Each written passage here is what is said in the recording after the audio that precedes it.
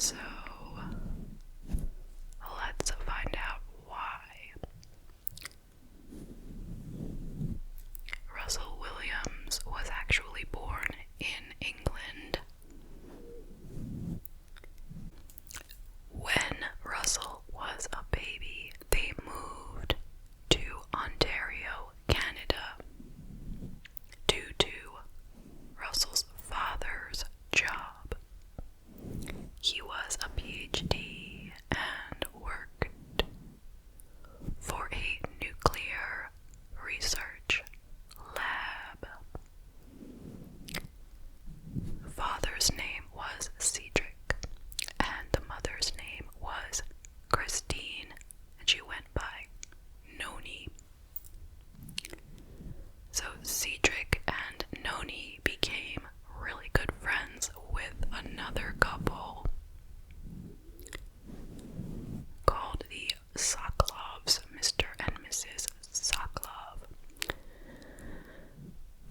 Mr. Sokolov worked with Cedric at the nuclear research lab, so they spent a lot of time together.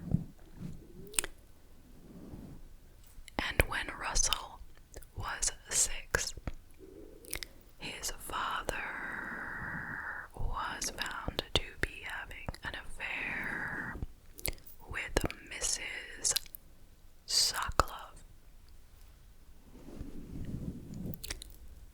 So they divorced. Russell's parents divorced.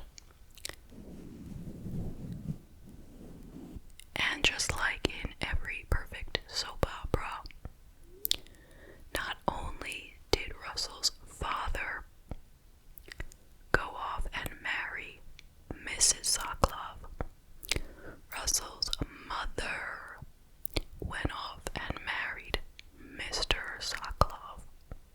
Do you get it so far? They did like the wife swap.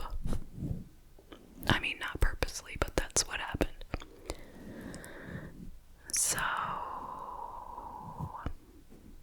Russell and his little brother, he had one little brother. I didn't find how old, but he and his little brother moved in with their mother and Jerry Sokolov. Okay. And Russell went on to lead a pretty successful life academically. He played trumpet in the school band. He also took piano lessons and tennis lessons. He was kind of arrogant and snobby and sort of acted like he was, smarter and better than everyone else,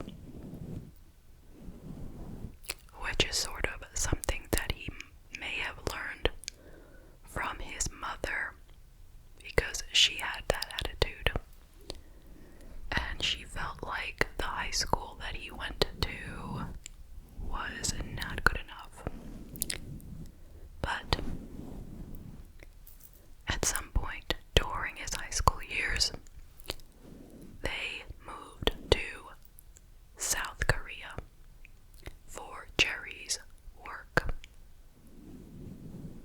And Russell attended a school where the kids made fun of him. I believe it was a school for people who had, weren't from Korea but had come to the country, due to their parents' work, so similar people to him. But anyway, the kids bullied him and called him a Yankee. But luckily they didn't stay more than a year. And when they returned to Canada, Russell's mother enrolled him in boarding school. And he had a roommate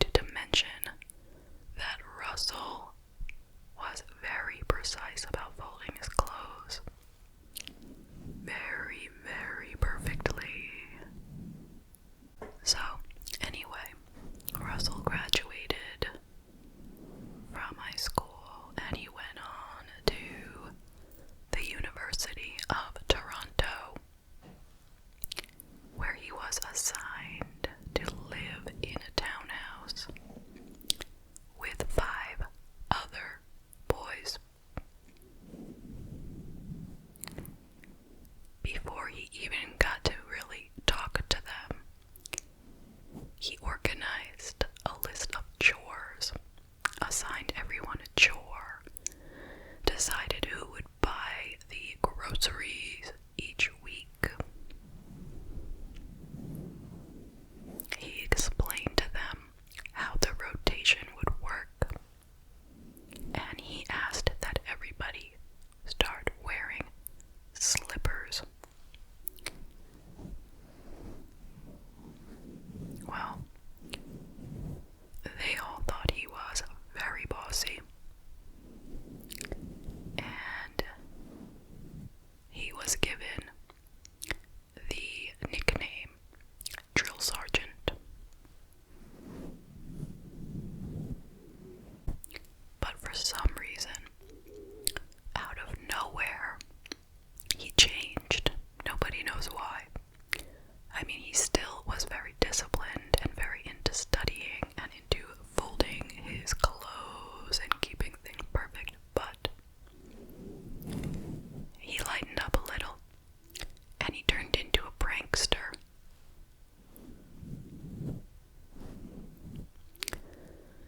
He used to do things like pick the locks of his roommates, sneak into their closets, and jump out when they came in, scaring the you-know-what out of them.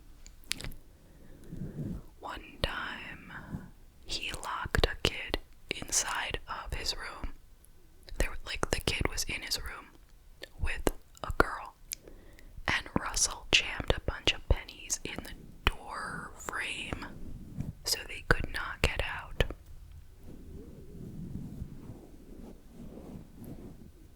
One time he changed the lock on the front door. He was very good with picking locks and, removing the, what do you call those things that go into the, you know what I'm talking about, the tumbler. Removing the tumblers, I think that's what it's called. So, one time he did that, he changed the lock, so a guy came home in the night and couldn't get in and wound up having to sleep outside all night. So weird things, also simple things like putting saran wrap over the toilet. And he also was known to switch out the alcoholic mixed drinks with water, vinegar, and soy sauce. But he himself did not drink. He was too disciplined. So, he found himself a girlfriend during college. They were kind of an unlikely pair. He was very tall, and she was rather short. I know that wasn't specific, but she was over a foot shorter than him. She was a Japanese student.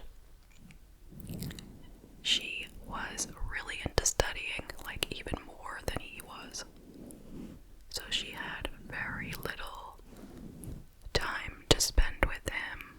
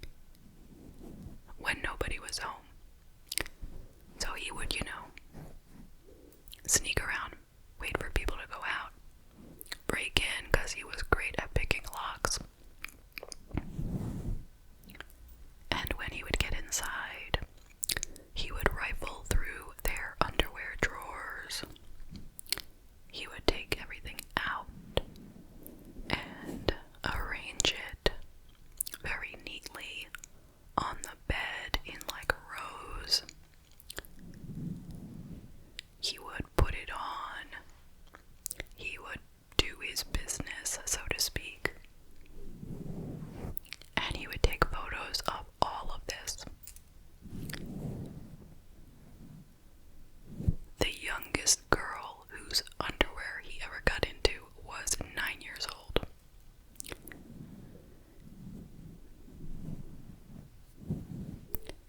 And then he would steal the underwear, bring it home. He would keep it neatly organized and cataloged. He would keep notes of whose house he went to and exactly what he took.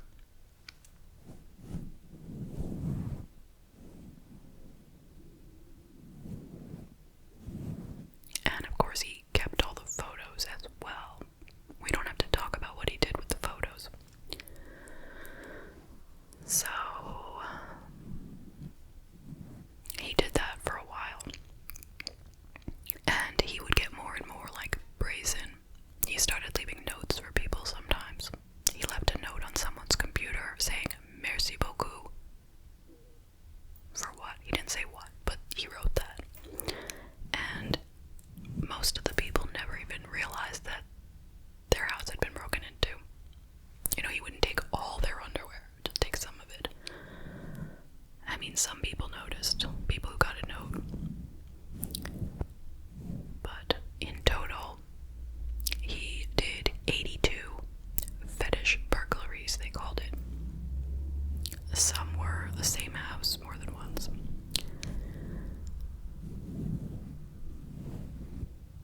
But I guess at some point that was not quite enough for him.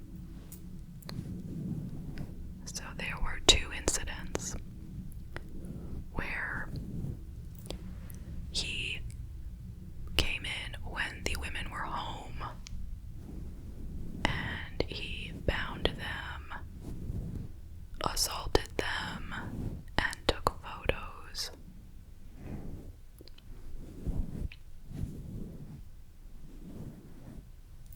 But he was not caught at that time.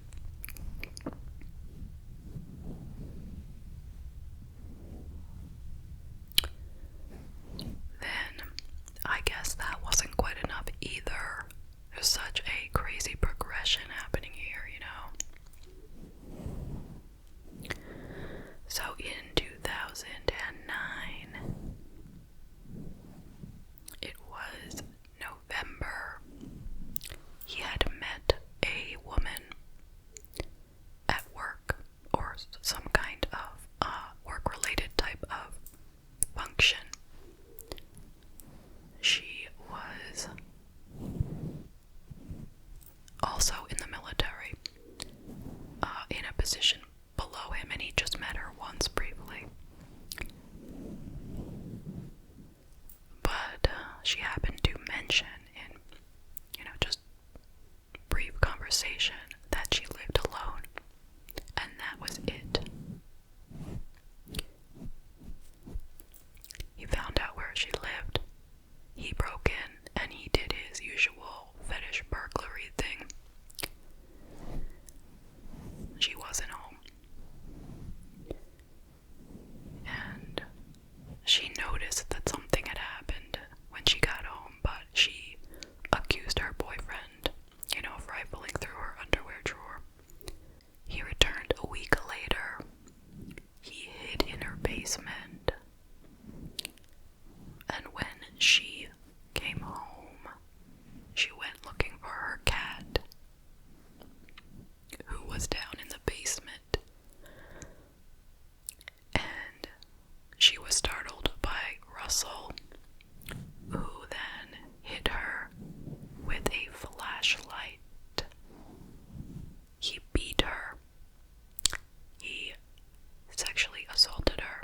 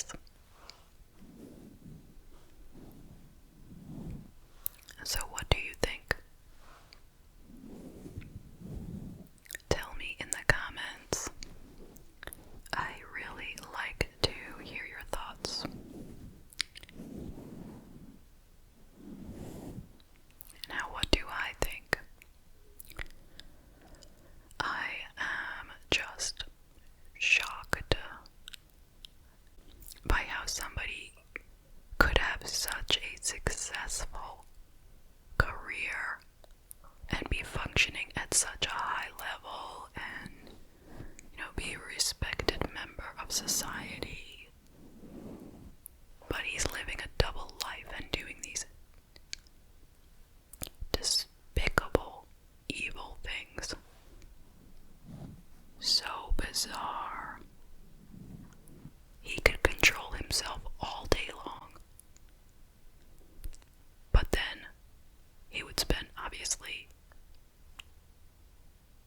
countless hours engaged in these crimes. And he had to know how risky this was and how he could destroy himself. Like, why couldn't he resist? You know? Nobody suspected a thing. Granted, you know, he had a lot of, I guess, you know, issues. But nothing that would make anyone think that he would be doing these things.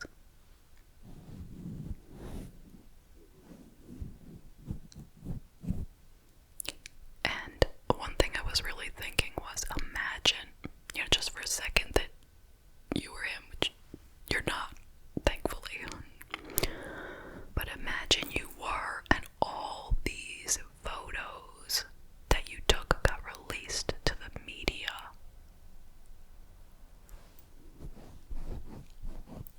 That is a punishment in and of itself, for sure.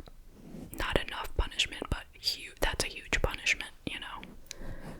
That had to be so humiliating. I mean, he certainly deserves to be humiliated, that's the least of it, but I was thinking, wow.